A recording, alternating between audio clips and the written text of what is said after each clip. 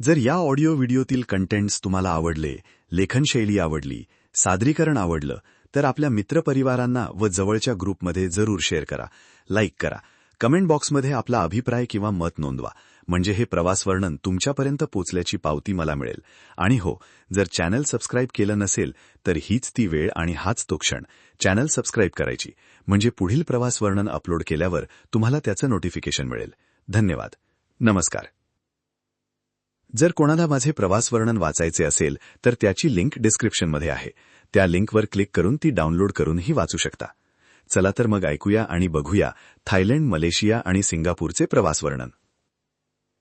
Thailand, Malaysia, Singapore. 9 November 2011 ते 21 November 2011. एक परदेश प्रवास करायचा असे खूप दिवस मनात होते, परंतु योग येत नव्हता. कारण स्वतःच सहलीचं आयोजन करून परदेशाची वारी करणे हे तितकंसं जमेल असं वाटत नव्हतं. म्हणून एखाद्या टूर ऑपरेटरशिवाय गत्यंतर नव्हतं. केसरी, सायली टूर्स, एसओटीसी सारख्या अनेक पर्यायांचा विचार करत होतो. अनेक जाहिराती नजरेखालून जात होत्या, परंतु कोणांतर्फे जायचे हे ठरत नव्हते. प्रत्येकाचे दर वेगवेगळे होते, त्यामुळे मनात फारच संभ्रम होता. किमतीचे म्हणाल तर ताटातलं वाटीत असाच प्रकार असणार याची कल्पना होती, पण नेमके काय हे कळत नव्हतं.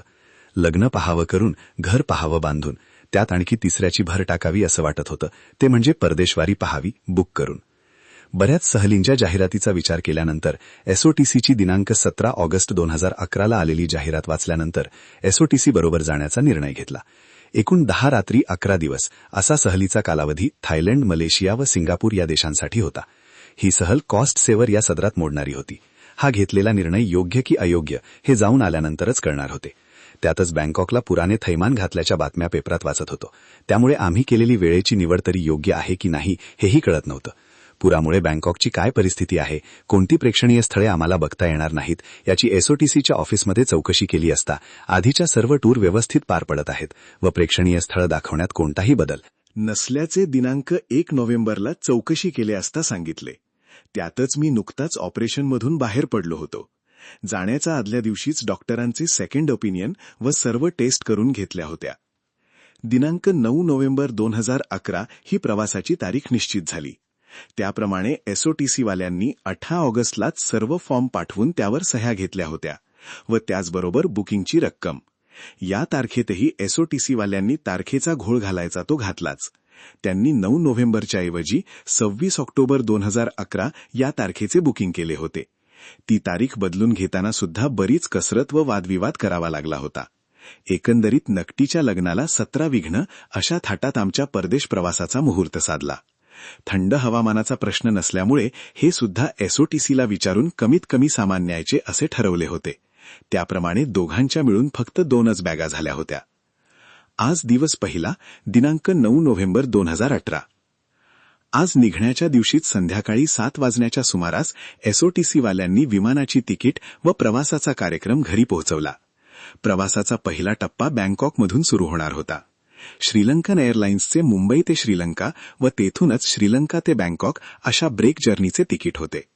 मुंबई ते श्रीलंका हे विमान छत्रपती शिवाजी विमानतळावरून 10 नोव्हेंबर 2011च्या पहाटे 3:20 सुटणार होते.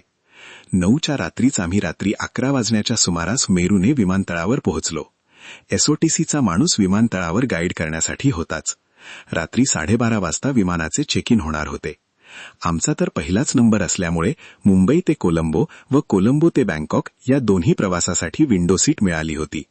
सिक्युरिटी चेक व इमिग्रेशन थोड्याच वेळात पार पडले. आता बोर्डिंग होईपर्यंतचा वेळ मात्र कंटाळवाणा होता. आपल्याच शहरातले पाणी पिण्यासाठी आयुष्यभर या पाण्यावरचा कर भरत असताना सुद्धा एका छोट्या बाटलीसाठी ₹30 मोजावे लागत होते. यासारखा मोठा दैवदुर्विलासा तो कोणता, असे प्रश्न मनात येत असतानाच एकदाची बोर्डिंगची वेळ झाली व आम्ही विमानात प्रवेश करते झालो. रात्रीची वेळ असल्यामुळे बाहेर अंधारात साम्राज्य व त्यात लुकलुकणारे दिवे असे दृश्य बाहेर दिसत होते. विमान प्रवासात जेवणाची व्यवस्था होतीच. विमान वेळेवार म्हणजे पहाटे 5:30च्या सुमारास श्रीलंकेला पोहोचले. आज दिवस दुसरा, दिनांक 10 नोव्हेंबर 2011. आजच सकाळी 7:20 कोलंबो ते बँकॉक हे श्रीलंकन एअरलाइन्सचेच विमान होते. सकाळचा थोडासाच वेळ असल्याने लवकर गेला व बोर्डिंगची वेळही 6:30 होऊन गेली. हा प्रवास मात्र बराच मोठा होता. भारतीय वेळेनुसार दुपारी 12:30 वाजता पोहोचणार होतो.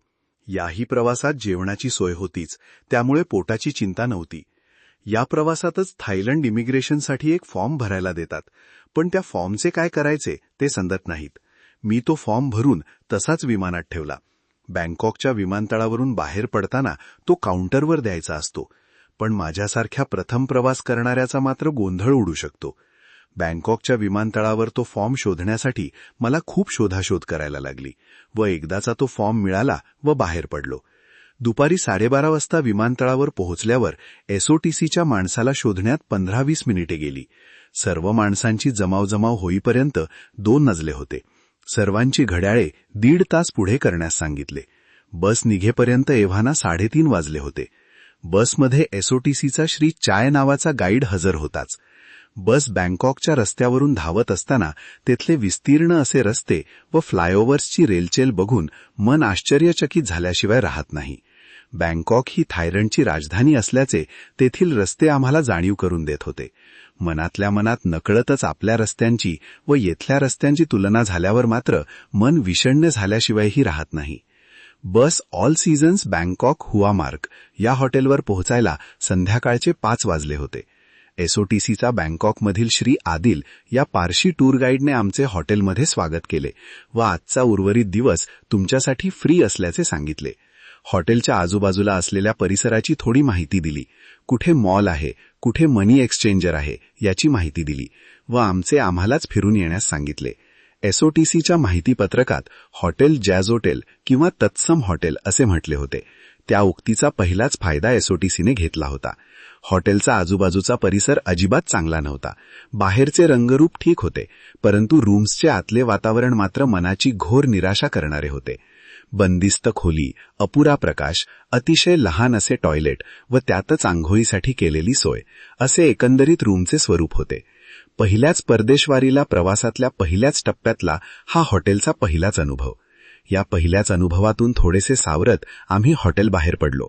हॉटेल बाहेर पडताना श्री आदिलची भेट घेऊन बाबतची आमची नाराजी त्याच्यापाशी नोंदवण्यास मात्र आम्ही विसरलो नाही. अगदी साधी गोष्ट म्हणजे टॉयलेटमध्ये शूटर किंवा शॉवर नसणे. याबाबत श्री आदिलला विचारले असता त्याने येथे कोणत्याही हॉटेलमध्ये गेलात तरी हीच परिस्थिती असेल असे सांगितले, कारण येथील कल्चरच असे असल्याचे सांगितले व ही सहल कॉस्ट सेवर या सदरात मोडणारी आहे हेही ऐकून दाखवले. हे ऐकून एकंदरीत येथे असलेल्या संस्कृतीला आदिलला सलाम ठोकून हॉटेलच्या बाहेर पडलो व आहे त्या प्राप्त परिस्थितीत सहलीचा आनंद लुटायचा असे ठरवले. संध्याकाळी 7:30 वाजता हॉटेलवर एकत्र जमण्यास त्यांनी सर्वांना सांगितले, कारण येथूनच नंतर बसने सर्वांना हॉटेल अशोकावर रात्रीच्या जेवणासाठी जायचे होते.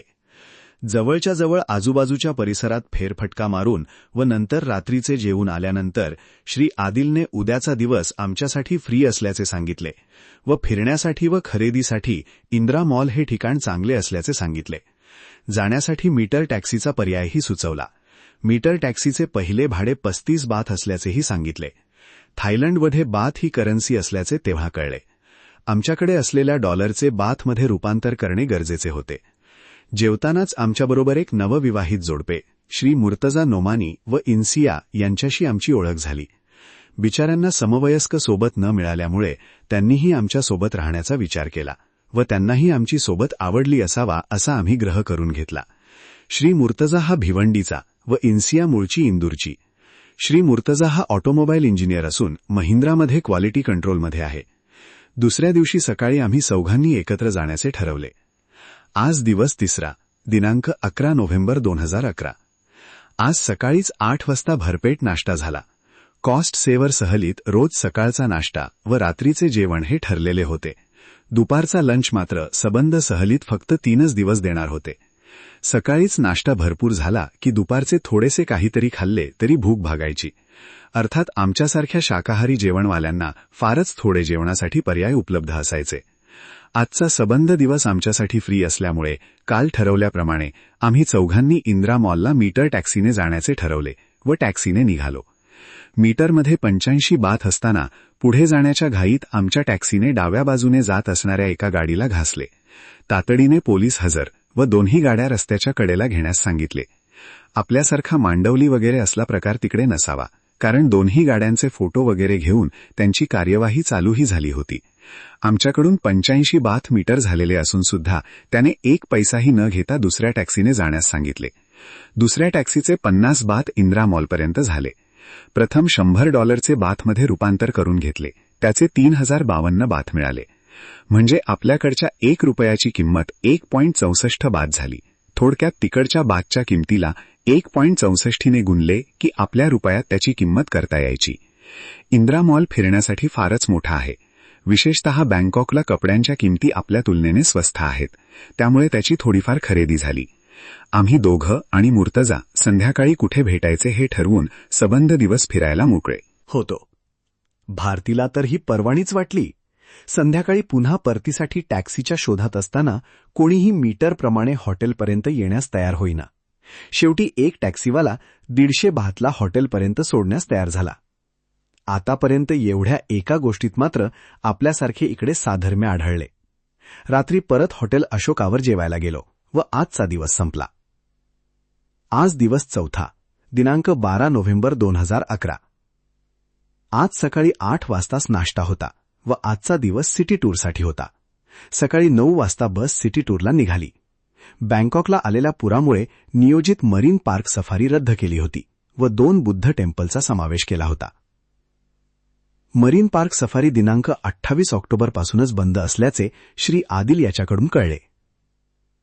वर उल्लेख केल्याप्रमाणे एसओटीसीच्या मुंबई ऑफिसला ही माहिती विचारली असून सुद्धा व त्यांनाही बुद्धाचे टेम्पल बघायला गेलो. मंदिराचा परिसर फारच स्वच्छ होता व बुद्धाची संपूर्ण सोन्याची मूर्ती होती व ती 5500 किलो वजनाच्या सोन्यापासून बनवलेली होती. मंदिराचे व आजूबाजूच्या परिसराचे फोटो वगैरे काढून पुढे रिक्लायनिंग बुद्धाची मूर्ती बघण्यास गेलो. ही मूर्ती झोपलेल्या अवस्थेत आडवी असून 46 मीटर उंच व 50 मीटर लांब आहे. त्याचा एक संध फोटो जरा कठीण आहे. त्यानंतर ड्युटी फ्री शॉपमध्ये नेण्यात आले. ड्युटी फ्री शॉप हे फारच मोठे असून सर्वच ब्रँडेड आयटमची दुकाने येथे आहेत. पण किमती मात्र कोणतीही खरेदी न करण्यासारख्याच होत्या. येथे का आणले होते हेच कळत नव्हते. नंतरचा दिवस मात्र आमच्यासाठी पुन्हा फ्री ठेवला होता. तेथून आम्हाला पुन्हा इंदिरा मॉल परिसरात सोडले व येताना रात्रीचे जेवण स्वागतमध्ये होते. तेथून बसने पुन्हा हॉटेलवर परत.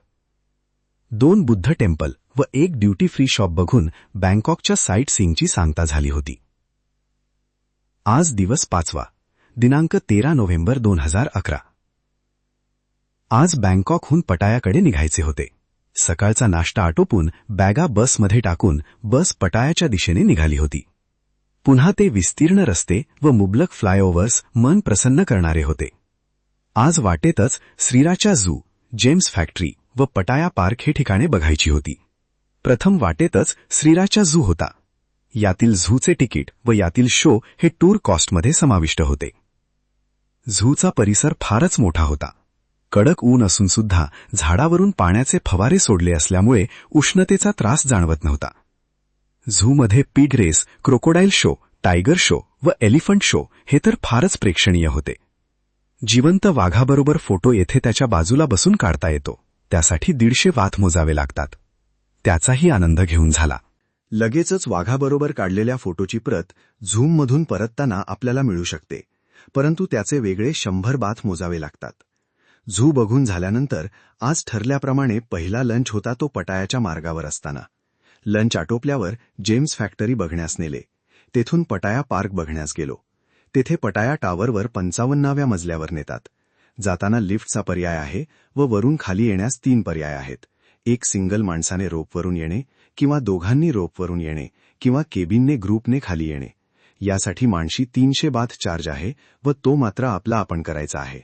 1 मिनिटाआधीच आपण लिफ्टने 55व्या मजल्यावर जातो. वर गेल्यावर एक कोल्ड्रिंक किंवा कॉफी कॉम्प्लिमेंटरी दिली जाते. सबंध पटाया शहराचे विहंगम दृश्य वरून दिसते. त्याचे फोटो घेऊन आम्ही दोघांनी रोपने येण्याचा पर्याय स्वीकारला. रोपवरून येण्याचा अनुभव फारच रोमांचकारी व वेगळा आहे व त्याचे व्हिडिओ शूटिंग पाहिजे असल्यास 150 बाथ वेगळे व फोटो पाहिजे असल्यास 150 बाथ वेगळे मोजावे लागतात. हे सर्व आटोपून बस हॉटेल बेवर्ली प्लाझाकडे जायला लागली. आजचा मुक्काम याच हॉटेलमध्ये होता. हॉटेल फारच छान होते. प्रत्येक रूममध्ये 2 पिण्याच्या पाण्याच्या बाटल्या व चहा कॉफीचे सॅचे कॉम्प्लिमेंटरी होते. पटाया हे शहर समुद्र किनाऱ्याला लागून आहे. हे हॉटेल मात्र चांगले होते. हॉटेलमध्ये गेल्यावर रूम्सचे वाटप झाल्यानंतर रात्री 8:30च्या सुमारास जेवण होते. तोपर्यंत श्री आदिलने आम्हाला समुद्रकिनारी किंवा वॉकिंग स्ट्रीटवर भटकती करून येण्यास सांगितले. आम्ही समुद्रकिनारी भटकण्यासाठी निघालो. समुद्रकिनारा एकदम स्वच्छ होता. परतताना विंडो शॉपिंग करत करत हॉटेलवर पोहोचलो.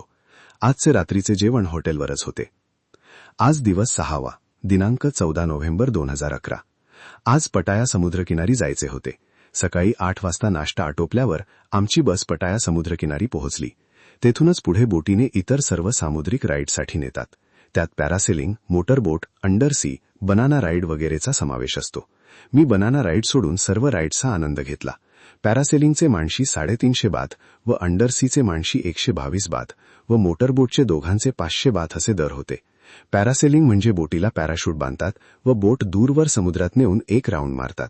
जशी बोट दूर जाते तसे पॅराशूट हवेत उंच जाते, तसे आपणही उंच जातो व साधारणपणे आपण आकाशात 1 मिनिटभरच असतो. पण हा अनुभव फारच रोमांचकारी आहे. अंडरसी म्हणजे आपल्याला चक्क समुद्राच्या तळाशी नेतात. डोक्यावर एक हेल्मेट व त्यात ऑक्सिजनचा प्रवाह पाईपच्या माध्यमाने सोडलेला असतो. आत गेल्यावर काय करायचे, कसे उभे राहायचे, त्रास झाला तर कसे सांगायचे, याबरोबर अनेक सूचना आपल्याला अगोदरच देतात. या सर्व सूचना ऐकल्यावर भारतीने येण्यास नकार दिला व तिचे दिलेले पैसे परत घेतले. शेवटी मी, मुर्तजा व इन्सिया असे तिघे खाली गेलो. खाली गेल्यावर कानावर प्रेशर येते, पण ते घालवण्याच्या सूचनाही अगोदरच दिलेल्या असतात. सर्वत्र पाणी, मासे व इतर जलचर प्राणी सभोवताली दिसतात. कोरल, जेलीफिश वगैरेंना स्पर्श करता येतो. मास्यांचे खाणे आपल्या हातात देतात व ते खाण्यासाठी असंख्य मासे आपल्या सभोवताली जमतात. डोक्यावर असलेल्या हेल्मेटवर टणाटण त्यांचा आवाज येत असतो. जवळजवळ 25 मिनिटे आपण समुद्राच्या तळाशी असतो. या सर्व गोष्टींचे व्हिडिओ चित्रीकरण देखील करतात. ते चित्रीकरण हवे असल्यास त्याचे वेगळे 600 बाथ मोजावे लागतात. बाहेर आल्यानंतर फारच वेगळं अनुभवल्याचे जाणवते. नंतर मोटरबोटीचाही अनुभव घेण्याचे ठरवले व त्यात भारतीनेही सामील झाली. अशा रीतीने सामुद्रिक बहुतेक सर्व राईड्सचा अनुभव घेतला. दुपारी 12:30 वाजेपर्यंत सर्वांच्या राईड्स आटोपल्या व बसने हॉटेलवर परत. आजचा उरलेला दिवस पुन्हा फ्री. दुपारचे लंच आपले आपणच घ्यायचे असल्यामुळे व आम्हाला फारच थोडेसे पर्याय उपलब्ध असल्यामुळे केक व डोनट्सवर वेळ वारून नेली. दुपारी हॉटेलवर 3 वाजता थाई मसाज करून घेण्यासाठी आगाऊ सांगून ठेवले होते. त्यांचा माणसी दर 500 बाथ होता. दोघांनी रूमवरच मसाज करून घेतला. श्री आदिलच्या मते बाहेर कोठेही मसाज करून घेण्यापेक्षा हॉटेलवर करून घेणे चांगले व सेफ होते. मसाज झाल्यावर फ्रेश होऊन पुन्हा भटकंतीसाठी बाहेर पडलो व रात्री जेवणासाठी हॉटेलवर रात्री 8 वाजता हजर. आजचा पटायाचा शेवटचा मुक्काम होता.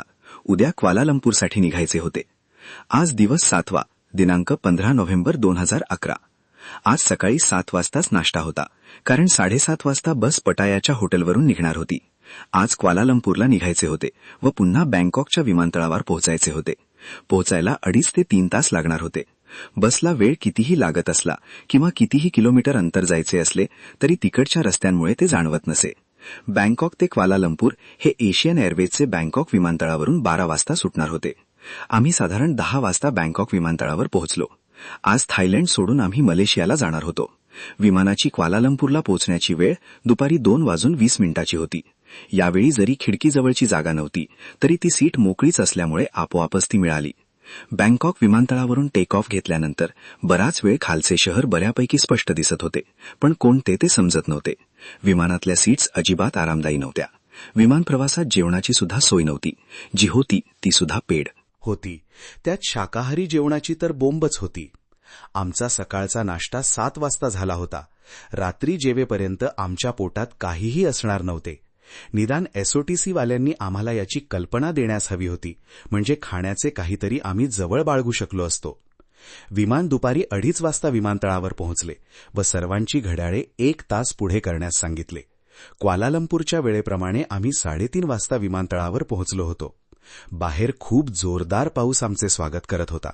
त्यामुळे विमानाबाहेर पडण्यास आम्हाला पावसामुळे विमानातच थांबावे लागले होते.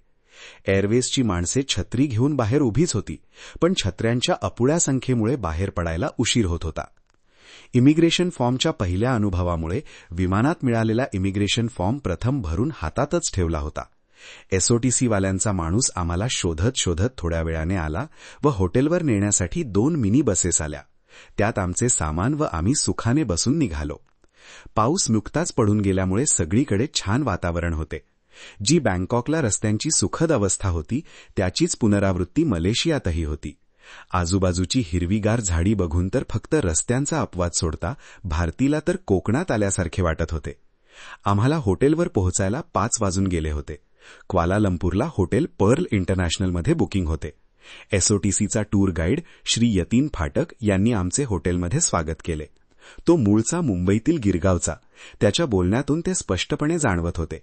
हॉटेलवर आल्यावर प्रत्येकाचे रूम्सचे वाटप झाल्यावर इथे काय काय काळजी घ्यायच्या ते सांगितले. आपापले मौल्यवान चीजवस्तू, पैसे, पासपोर्ट वगैरे वस्तूं विशेष जपण्यास सांगितले. हेही हॉटेल फारच छान होते. आमच्या सर्वांच्या खोल्या 21व्या मजल्यावर होत्या व विशेष म्हणजे आतूनही फारच छान होत्या. त्यामुळे मन प्रसन्न होते. यानंतरचा दिवस फ्री होता. याही हॉटेलमध्ये 2 पिण्याच्या पाण्याच्या बाटल्या व चहा कॉफीचे सॅचे कॉम्प्लिमेंटरी होते. येथे बघण्यासारखे काय काय आहे हे श्री यतीन फाटक सांगत होते. उद्याचा दिवस आमच्यासाठी फ्री होता, म्हणजे थोडक्यात आमचे आम्हीच फिरायचे होते.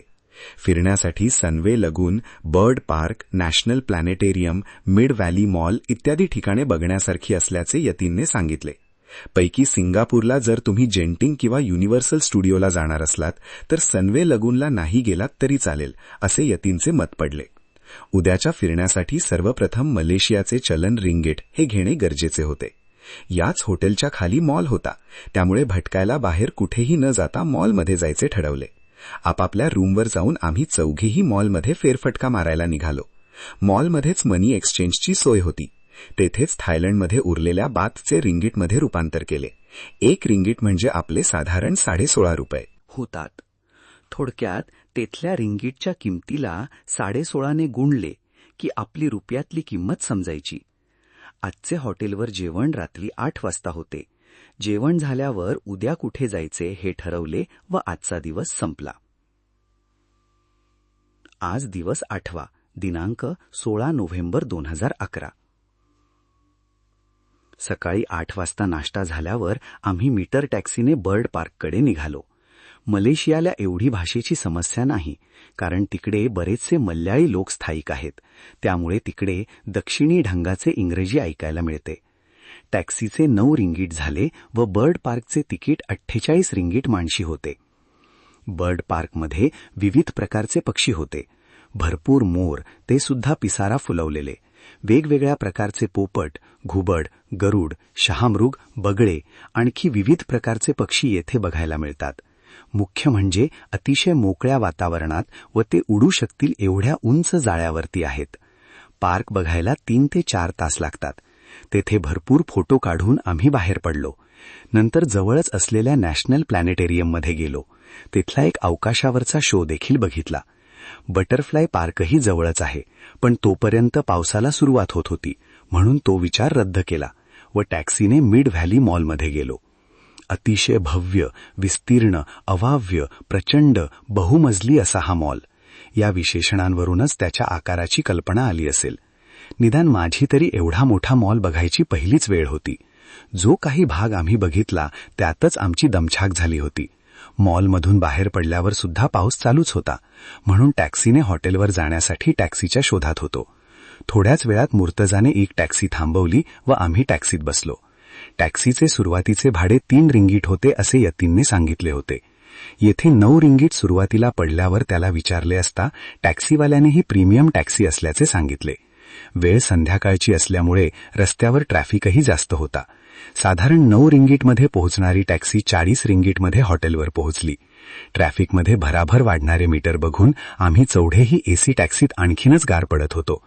आजचे रात्रीचे जेवण 8 वाजताच होते व उद्या आम्हाला क्वालालंपूर सोडायचे होते. आज दिवस 9वा, दिनांक 17 नोव्हेंबर 2011. आज सकाळी 6 वाजताच नाश्ता होता, कारण 7:30 वाजता हॉटेल सोडायचे होते. आजचा मुक्काम जेंटिंगमध्ये होता, त्यामुळे एका दिवसाच्या कपड्यांची एक बॅग वेगळी ठेवण्यास सांगितले होते. बाकीच्या सगळ्या बॅगा जेंटिंगला खालीच लॉकरमध्ये ठेवण्याची व्यवस्था केली होती. सकाळीच बरोबर 7:30 वाजता बस सिटी टूरला निघाली. आज बस बरोबर श्री राज नावाचा टूर गाईड होता. आजच्या सिटी टूरमध्ये national monument, KL tower, Petronas tower व किंग्स पॅलेस याचा समावेश होता. नंतर बस जेंटिंगसाठी निघणार होती. नॅशनल मॉन्युमेंट म्हणजे देशाच्या स्वातंत्र्यासाठी ज्या जवानांनी प्राण गमावले होते त्यांच्यासाठी उभारलेले स्मारक. क्वालालंपूर टॉवरच्या 55व्या मजल्यावर आपल्याला नेतात व तेथून संपूर्ण शहराचे विहंगम दृश्य दिसते. तेथे ठेवलेल्या दुर्बिणीतून बऱ्याच गोष्टी ठळकपणे बघता येतात. वाहतुकीवर नियंत्रण देखील या टॉवरवरून ठेवता येतं. शेजारचा पेट्रोनास टॉवर देखील येथून बघता येतो. देशातील सर्वात मोठ्या पेट्रोलियम कंपनीच्या खाजगी मालकीचा हा टॉवर. या टॉवरच्या 11व्या मजल्यावर एक ब्रिज आहे. तेथपर्यंत पर्यटकांना जाता येतं. परंतु त्या टॉवरचे दुरुस्तीचे काम चालू असल्यामुळे तेथपर्यंत सुद्धा आम्हाला जाता आले नाही.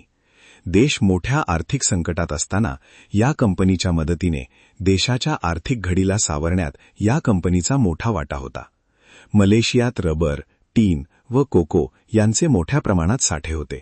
त्याच्याच शोधात चीनी लोक मलेशियात आले व इथे स्थायिक झाले. इतर सर्व धर्माचे लोक या देशात राहतात. मलेशिया हा मुस्लिम देश म्हणूनच ओळखला जातो.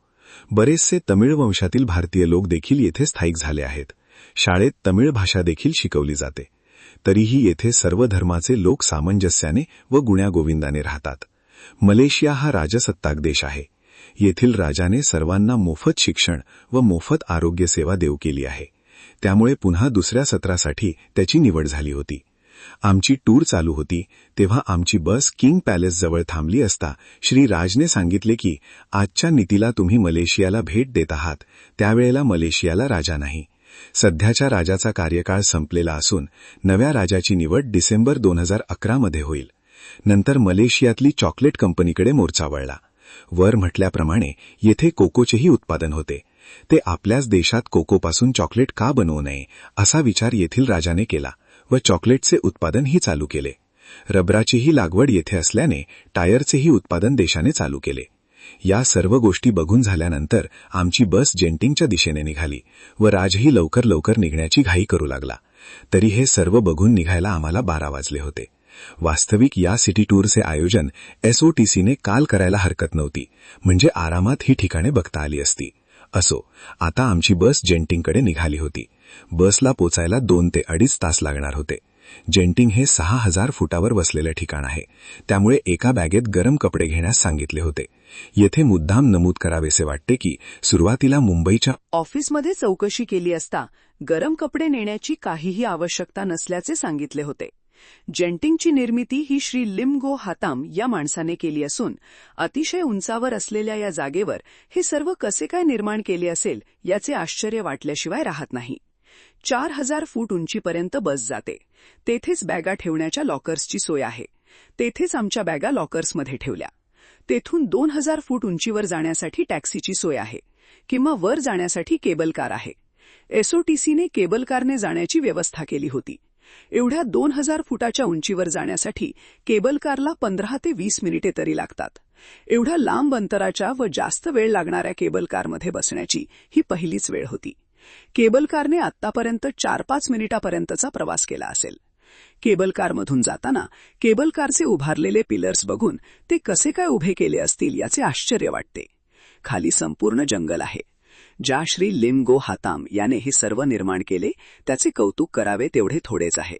त्याच्या नावाचा अर्थ समृद्धता असा आहे. एवढ्या उंचीवर त्याने फर्स्ट वर्ल्ड नावाचे सर्व अत्याधुनिक सोयीचे हॉटेल बांधले. हा म्हणजे त्याच्या प्रयत्नांचा कळसच आहे. 6118 रूम्स असलेले हे जगातील सर्वात मोठे हॉटेल असल्याचे सांगतात. तो मूळचा चीनचा. तो कधीही शाळेत गेला नाही आणि त्याला इंग्रजीचा गंधही नव्हता. पण मलेशियातला सर्वात श्रीमंत माणूस म्हणून त्याची गणना होत होती. त्याच्या या कर्तृत्वाला सलाम. येथील भुलभुलैयात आम्ही 2:30च्या सुमारास आलो. एवढ्या मोठ्या परिसरात आल्यानंतर टूर गाईडचा आम्हा सर्वांना सूचना देण्यातच अर्धा तास निघून गेला. साधारण 5:30च्या सुमारास त्याने आम्हाला एकत्र एका ठिकाणी जमण्यास सांगितले. बाहेर पाऊस पडतच होता, त्यामुळे आउटडोअर गेमची मजाच लुटता आली नाही. पावसामुळे बहुतेक आउटडोअर गेम्स बंद होते. एखादा चालूच असल्यास आम्ही रांगेत उभे राहिल्यानंतर तो बंद व्हायचा. परिणामी इनडोअर गेम्सला खूप गर्दी होती. वेळेच्या अभावी बऱ्याच खेळांची मजाच लुटता आली नाही. सगळीकडे नुसते फिरून आल्यावर 5:30 कधी वाजले तेच कळले नाही. एखाद्या देऊ केलेल्या गोष्टीची जर संपूर्ण मजा लुटता आली नाही तर घेणाऱ्यालाही त्याचे सुख मिळत नाही व देणाऱ्यालाही त्याचे समाधान मिळत नाही असे मला वाटते. त्यातून एसओटीसीला काय मिळाले ते मला कळले नाही. संध्याकाळी जेवणासाठी 8 वाजता जमण्यास सांगितले होते. आजही सकाळी 6 वाजता नाश्ता केल्यानंतर 13-14 तासांनी रात्रीचे जेवण होते. सकाळची सिटी टूर, बसचा प्रवास व जेंटिंग परिसरात फिरणे यामुळे आता रात्रीची या परिसरात फिरण्याची परवानगी आमचे पाय देत नव्हते. रात्रभर हे खेळ चालू असतात व कॅसिनोही रात्रभर चालू असतो. त्यामुळे जेवण झाल्यावर सरळ रूममध्ये येऊन झोपलो. आज दिवस 10वा, दिनांक 18 नोव्हेंबर 2011. आज सकाळी 6:30 वाजताच जेंटिंगमधील हॉटेलमध्ये नाश्ता होता. बस सकाळी 7:30 वाजता निघणार होती. येताना मात्र पुन्हा केबल कारने न येता बस थेट हॉटेलपासूनच सुटणार होती. जेंटिंग ते सिंगापूर हे 400 किलोमीटरचे अंतर आहे. परंतु रस्ता एवढा सुंदर व प्रशस्त आहे की पोटातले पाणी हलणार नाही असे आपण म्हणतो त्याचा प्रत्यक्ष अनुभव घेता आला. हा रस्ता 25 वर्षांपूर्वी बांधला होता, पण रस्त्यावर एकही खड्डा नव्हता, कारण नियमितपणे त्याची डागडुजी करतात. नकळतपणे या गोष्टींची तुलना होऊन मन नाराज झाल्याशिवाय मात्र राहत नाही. वाटेत 12:30 वाजता ठरल्याप्रमाणे आज पॅक लंच देणार होते. एका छानशा ठिकाणी आमची बस लंचसाठी थांबली. सर्वांचा लंच आटोपून बस पुन्हा सिंगापूरच्या दिशेने निघाली. सिंगापूरमध्ये प्रवेश करण्यापूर्वी बस एकदा कस्टम क्लिअरन्स व एकदा इमिग्रेशनसाठी अशी 2 वेळा थांबली. दोन्ही ठिकाणी त्यांच्या शिस्तीची कल्पना आली. श्रीराजचा आमच्यासोबतचा प्रवास आता संपणार होता व त्याची जागा इवान नावाची टूर गाईड घेणार होती, जी सबंध सिंगापूरच्या प्रवासात आमच्याबरोबर असणार होती. सिंगापूरमध्ये बस प्रवेशती झाली आणि इवान बसमध्ये चढली. थोड्याच वेळात तिने आपली ओळख करून दिली व सिंगापूरमध्ये आमच्या सर्वांचे स्वागत केले. तिच्या बोलण्यात एक कणखरपणा होता व शिस्तीची झरबही होती. सिंगापूरमध्ये गोष्टी कशा काटेकोरपणे पाळल्या जातात व त्या नाही पाळल्या तर त्याचा काय परिणाम होतो याचीही कल्पना दिली. वेळेचे महत्त्व पटवून देताना जर वेळ पाळली गेली नाही तर त्याची काय किंमत मोजावी लागेल याचीही कल्पना दिली. ती नुसतीच टूर गाईड नव्हती, तर सिंगापूरच्या संस्कृतीचे, तेथील शिस्तीचे आणि त्यांच्या प्रगतीचा आढावाच तिने आमच्यापुढे घेतला होता. तो कदाचित त्यांच्या कामाचा एक भाग देखील असेल. नाहीतर एखादा जर त्याच्या अंगी भिनलेल्या सवयीप्रमाणे इथे वागू लागला तर सगळ्यांचीच पंचायत होईल. पण मला वाटतं प्रत्येक सिंगापूरवासियांना या त्यांच्या गुणांचा अभिमान असावा असे वाटते. लोकांपेक्षा प्रशासक किंवा शासन व्यवस्था जर चांगली असेल तर मला वाटतं सामान्य जनतेची काय टाप लागली आहे या व्यवस्थेविरुद्ध जाण्याची. यथा राजा तथा प्रजा. त्यामुळे लोकांना दोष देण्यापेक्षा आपोआपच सुई राज्यकर्त्याकडे जाते. त्यामुळे तेथील प्रशासनाचे कौतुक करावेसे वाटतं. याचे उत्तम उदाहरण म्हणजे जेव्हा जेव्हा इवानने आम्हाला ज्या वेळेत यायला सांगितले त्यापेक्षा आधीच 15 मिनिटे आम्ही हजर असायचो, कारण नंतर येणे हे आमच्या खर्चाने असेल असे तिने बजावले होते. मग आता ही शिस्त आमच्यासारख्यांच्या अंगात आली कुठून? माणसे तीच, वेळेची, पैशाची व नियमांची पर्वा न करणारी, पण जागा वेगळी व नियम कडक, त्यामुळे परिणाम लगेच दिसून यायचा. इवानच्या मते भारत आणि सिंगापूर यांच्यात महत्वाचा फरक म्हणजे भारतात हो नो हे महत्वाचे आहे, तर सिंगापूरमध्ये व्हॉट यू डू हे महत्वाचे आहे. थोडक्यात एखादा गुन्हा तुम्ही भारतात केला तर तुमच्या मागे कोण आहे याचा पहिला विचार केला जातो, तर सिंगापूरमध्ये तुम्ही काय गुन्हा केला आहे याचा विचार केला जातो. कायद्यापुढे सर्व समान आहेत हे आपल्याकडे फक्त घटनेपुरतेच मर्यादित आहे, तर सिंगापूरमध्ये हे प्रत्यक्षात काटेकोरपणे पाळले जाते. थोडक्यात येथे कोणताही गुन्हा केला तर आपल्यासारखी कोणत्याही प्रकारची मांडवली न होता त्याला नियमाप्रमाणे शिक्षा होते. आश्चर्याची गोष्ट म्हणजे सिंगापूरचे पंतप्रधान हे भारतीय असून त्यांची दुसरा कार्यकाळ चालू आहे. तब्बल 12 वर्ष भारतीय पंतप्रधान सिंगापूरला आहे. सिंगापूर मुळात मलेशिया देशाचाच एक भाग होता, परंतु दोन्ही देशांच्या राजाचा नेहमी वाद होत असे, म्हणून मलेशियाच्या राजाने सिंगापूरच्या राजाला वेगळे व्हावयास सांगितले. सिंगापूरने वेगळे होऊन आपण मलेशियापेक्षा श्रेष्ठ आहोत हे दाखवून दिले. सिंगापूरने जी प्रगती केली आहे हे बघून तर थक्कच व्हायला होते. आपल्या देशापेक्षा थायलंड, मलेशिया व सिंगापूर या देशांना कमी वर्षांचा इतिहास आहे. आपल्या तुलनेने या देशांची कारकीर्द हल्लीच सुरू झाली आहे, पण त्यांनी पायाभूत सोयीमध्ये जी प्रगती केली आहे ती वाखाणण्याजोगी आहे हे पदोपदी जाणवते. ही सर्व माहिती इवान देत असताना आम्ही दुपारी 3:30च्या सुमारास हॉटेल विंडसर जवळ पोहोचलो. हेही हॉटेल छान होते. सबंध प्रवासात बँकॉक सोडून सर्व हॉटेल्स चांगली होती. आम्हाला तासाभरातच साईट सीइंगला निघायचे होते. आज संध्याकाळी सेंटोसा लँडमधील under water sea, songs of sea असे करायचे होते. पैकी 4D शो हा आपल्या खर्चाने करायचा होता. बाकीचे 2 टूर खर्चात समाविष्ट होते. अंडर वॉटर सी म्हणजे अर्धगोलाकार अशा ट्यूबमधून आपण जायचे असते व खाली पट्टा फिरत असतो. आपण स्वतः ओले न होता समुद्राखालची दुनिया बघत असल्याचा फील येतो. वेगवेगळ्या प्रकारचे मासे येथे बघायला मिळतात. मोठा मासा छोट्या मासाला खातो असे आपण ऐकले आहे, पण येथे प्रत्यक्ष बघायला मिळते. माशांना अन्न घालण्यासाठी आतमध्ये माणूस उतरला होता. त्याचे शूटिंगही करता आले. त्या दुनियेतून बाहेर पडून 4D शो बघण्यासाठी गेलो. हा शो बघणे म्हणजे एक वेगळाच अनुभव असतो. 15 मिनिटाच्या या शोचे तिकीट 18 रिंगीट होते. प्रथम काही तांत्रिक कारणाने 5 मिनिटात हा शो बंद करावा लागला, परंतु तो नंतर पुन्हा 15 मिनिटांनी पूर्ण चालू केला. हा शो संपल्यानंतर समुद्रकिनारी सॉंग्स ऑफ सी बघण्यास गेलो. रात्री 8 वाजता हा शो चालू झाला. संपूर्ण लेझर किरणांचा हा शो. दिव्यांच्या रंगांची उधळण व त्यातूनच लेझरच्या सहाय्याने वेगवेगळे कार्टून दाखवून व समुद्रकिनारी मुलं व मुली यांच्या संभाषणातून एक ऑस्करची गोष्टच आपल्यासमोर ठेवतात. समुद्रकिनारी मनोरंजनात्मक आणि प्रेक्षणीय असे काही वेगळे करू शकतो हे या शोनेच दाखवून दिले. या शो नंतर रात्री 9 वाजता जेवण झाल्यावर आजचा सिंगापूरचा पहिला दिवस संपला. आज दिवस 11वा, दिनांक 19 नोव्हेंबर 2011. आज सकाळी इवानने सांगितलेल्या वेळेच्या 15 मिनिटे अगोदरच सर्वजण नाश्ता करून बसची वाट पाहत बसले होते. सिंगापूरच्या दुसऱ्या दिवसाच्या सिटी टूरला आम्ही बसने निघालो. आज सिंगापूर फ्लायर व समुद्रकिनारा असे 2च पॉइंट होते. पैकी सिंगापूर फ्लायरचे 30 सिंगापूर डॉलरचे तिकीट आपणच काढायचे होते. या फ्लायरचे बांधकाम 2008 मध्येच पूर्ण झाले होते. याची उंची 165 मीटर एवढी आहे. लंडन येथील लंडन आयची उंची 130 मीटर आहे. त्याहून आपले काहीतरी वेगळे व सरस असावे या उद्देशाने याची रचना केली असावी. फ्लायर म्हणजे एक मोठे चक्र व त्याला पाळण्याच्या ऐवजी मोठे ड्रम्स बसवलेले आहेत. हे सर्व वातानुकूलित असून आतमध्ये 28 माणसे बसण्याची सोय केली आहे व हे अतिशय सुरक्षित असल्याचे इवान सांगत होती. सुमारे $240 मिलियन खर्च करून याची रचना केली होती. संपूर्ण एक फेरी मारायला 45 मिनिटांचा कालावधी लागतो. या 45 मिनिटात आपल्याला संपूर्ण सिंगापूर शहराचे व सिंगापूर बंदराचे दर्शन तर होतेच, पण त्याचबरोबर मलेशिया व इंडोनेशिया या देशांचे देखील दूरदर्शन होते. सिंगापूर बंदर हे सर्वात वर्दळीचे बंदर म्हणून समजले जाते. दूरवर दिसत असलेल्या बोटींच्या गर्दीवरून याची खात्री पटत होती.